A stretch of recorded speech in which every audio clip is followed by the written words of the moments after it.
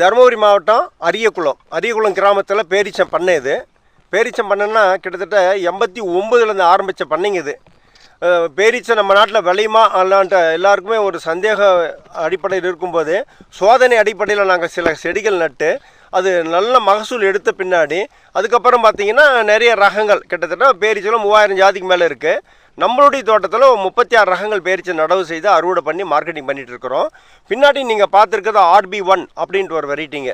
அதாவது இப்போ அந்த காலத்துலாம் பார்த்தீங்கன்னா விதை மூலிமா செடிகள் வரும், இல்லைனா பக்கக்கண்டுகள் வாழைக்கட்டை மாதிரி எடுத்து வைப்பாங்க. ஆனால் இப்போ பார்த்தீங்கன்னா திசு வளர்ப்பு கண்டுனா வருஷத்துக்கு வருஷம் ஒரு ஆராய்ச்சி மூலிமா வந்துட்டு அந்த ரகம் நல்லா இருக்குமா இந்த நல்லா ரகமா என்று சோதனை அடிப்படையில் போட்டு நடவல் செஞ்சு பார்த்துருக்காங்க. அதில் இந்த RB1 ரொம்ப நல்லா இருக்குது.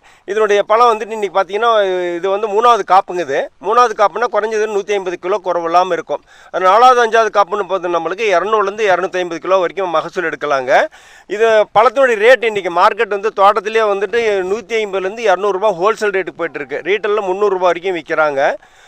நம்மளுக்கு ஒரு ஏக்கரில் பார்த்தீங்கன்னா 24 அடிக்கு 24 அடி இடைவெளி கொடுத்து நட்டோம்னா 76 மரங்கள் நடலாம். பேரிச்சல் வந்து ஆண் பெண் இருக்குங்க.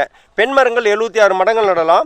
ஆண் செடிகள் வந்து பார்த்தீங்கன்னா 8 செடிகள் நட்டானுங்க. அது ஆண் செடி எதுக்குன்னா மகரந்த சேர்க்கைக்காக. ஆண் செடியில் காய்க்காது, மகரந்த சேர்க்கைக்காக நட்டு தான் ஆகணும். இப்போ எங்களோட தோட்டத்தில் பார்த்தீங்கன்னா இப்போ 36 ரகத்தில் இப்போ 6 ரகம் வந்து அறுவடை ஸ்டார்ட் பண்ணியிருக்கிறோம்.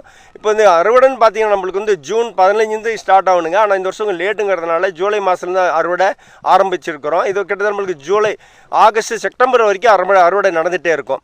பேரிச்சுக்கு பார்த்தீங்கன்னா தண்ணி வந்து ரொம்ப சிக்கனமான தண்ணிங்க. குறைஞ்ச அளவுக்கு தண்ணி இருந்தாலே போதுமானது. இது ஒரு பனைமரம் மாதிரிங்க. பெரிய அளவு செலவெல்லாம் ஒன்றும் கிடையாது.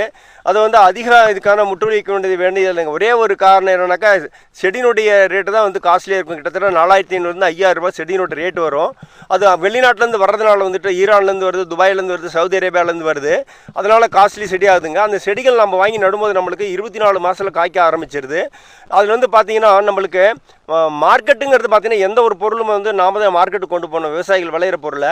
ஆனால் பேரிச்சை பொறுத்த வரைக்கும் பார்த்திங்கன்னா மார்க்கெட் வந்து நம்ம தோட்டத்துக்கே வந்துடுதுங்க. எவ்வளோ இருந்தாலும் டன் கணக்காக கிட்டத்தட்ட 100 ஏக்கர் நட்ட தோட்டங்கள்லாம் கூட இருக்குது.